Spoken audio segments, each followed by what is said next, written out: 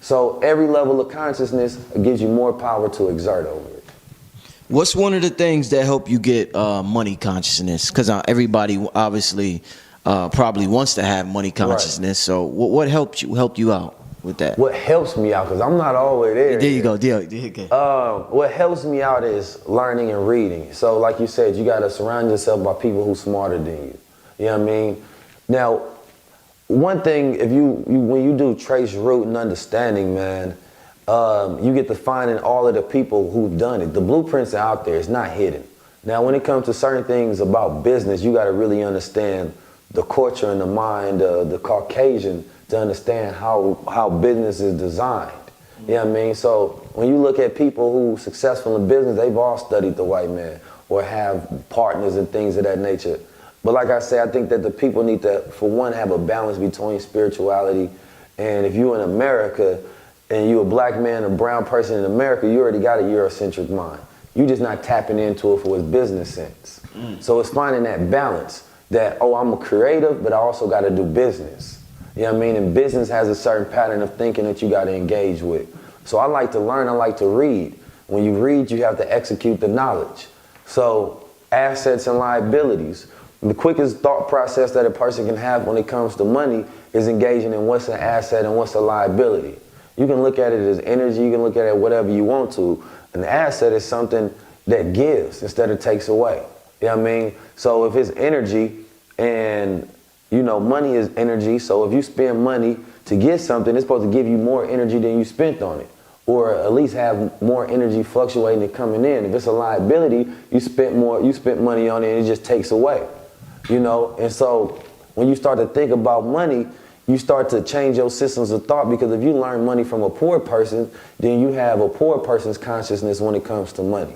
So you have all of these systems of thought out there. Just go to YouTube. Go to Robert Kiyosaki. Go look up Bill Gates and Warren Buffett. You know what I'm saying? Go to J. Morrison School of Credit. You know what I'm saying? Dr. Boyce Watkins. The people are out there. It depends on what you want, though.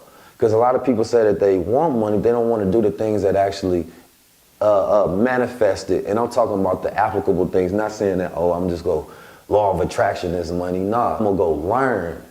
And I'm going to work for it. You know what I'm saying? But that work is that smart money, though, when it comes to how you spend your energy, the things that you buy.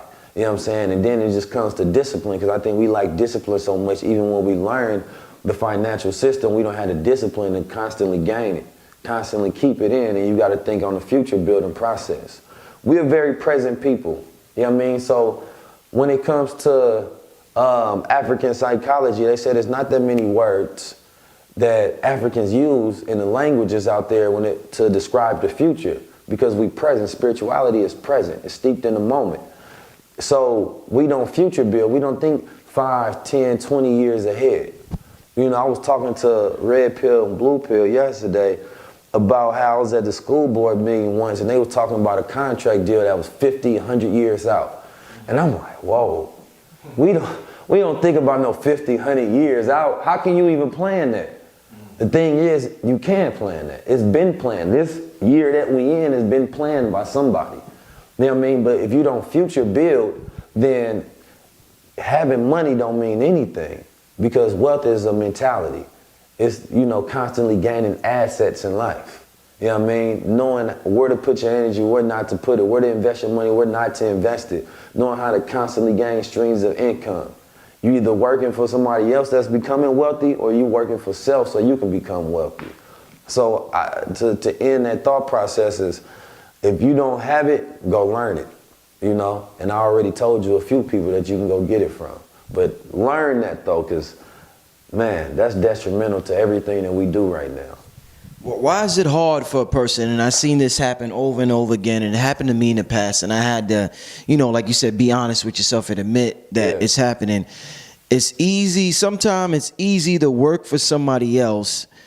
Like, let's say you work 7 hours at a job. You busting your ass, you doing your thing. You say you're going to start your business. After an hour working, you're like, oh, man, this shit's hard. You can't do the same amount of work output for yourself, it seems sometimes. Why do you think that is? Is it a lack of self-discipline? What is it? Do people have to be told what to do? Is that some people do? The nature of, When you get used to that, like I said, you get used to that pattern of thinking, you need that to manage your life. Each one of us is an organization. You know what I mean? How you organize your life depends on, and every organization has a manager. You know what I mean? Management skills, somebody who look over that organization to make sure things are running efficiently. So you have to look at yourself as an organization. When I quit my job, that was the hardest thing. Then you start to remember, like, damn, I always had somebody to hold me accountable. You know what I mean? Now there's nobody holding me accountable for the output of energy that I put out. And the more energy you put into your business, the more energy it gives you back. Work is the exertion of energy. So when a person is paying you those 8 hours, they paying you for your energy. You know what I'm saying? So it's like, yo, I need your energy over this span of time. You know what I mean? And the more energy you put into my business, the more my business is going to grow. But the more energy you put into your own business, the more your business is going